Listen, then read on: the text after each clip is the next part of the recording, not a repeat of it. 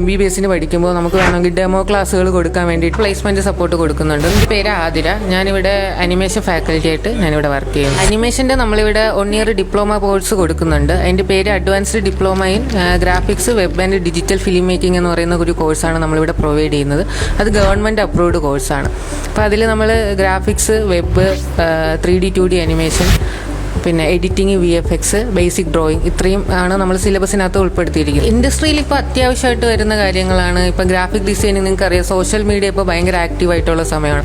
അപ്പോൾ ആഡ്സ് ഒക്കെ പോകുമ്പോൾ കൂടുതൽ ആൾക്കാർ സോഷ്യൽ മീഡിയാസാണ് യൂസ് ചെയ്യുന്നത്. അപ്പോൾ അതിൽ ആഡ് പോകാൻ വേണ്ടി നമുക്ക് ഗ്രാഫിക് ഡിസൈനിങ്ങിലുള്ള പോസ്റ്റേഴ്സ്, ബ്രൗഷേഴ്സ്, അങ്ങനത്തെ കാര്യങ്ങൾക്ക് വേണ്ടിയിട്ട് നമുക്ക് ഉപയോഗിക്കാം. പിന്നെ എഡിറ്റിംഗ്, യൂട്യൂബ് ചാനൽസ് പോലെയുള്ള കാര്യങ്ങൾ ഒരുപാട് ഉള്ള സമയമാണ്. അപ്പോൾ നമുക്ക് എഡിറ്റിംഗ്, സിനിമയിൽ നമുക്ക് എഡിറ്റ് ചെയ്യാൻ വേണ്ടിയിട്ട് ആവശ്യമുണ്ട്. VFX ചെയ്യാൻ, പിന്നെ 2D 3D അനിമേഷന് വേണ്ടിയിട്ട് ഉപയോഗിക്കും. ഇപ്പോൾ നമുക്ക് ഇപ്പോൾ ഒരു എക്സാമ്പിൾ പറഞ്ഞു കഴിഞ്ഞാൽ നമ്മൾ MBBS പഠിക്കുമ്പോൾ നമുക്ക് വേണമെങ്കിൽ ഡെമോ ക്ലാസ്സുകൾ കൊടുക്കാൻ വേണ്ടിയിട്ട് ഈ അനിമേഷൻ നമുക്ക് യൂസ് ചെയ്യാൻ പറ്റും.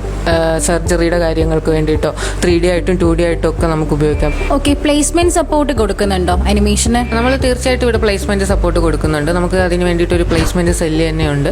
അപ്പോൾ നമ്മൾ ചെയ്യുന്നതിന് കഴിവുള്ള കുട്ടികൾക്ക് അതിനനുസരിച്ചിട്ടുള്ള പ്ലേസ്മെന്റ് നമ്മൾ ഇവിടുന്ന് പ്രൊവൈഡ് ചെയ്യുന്നുണ്ട്.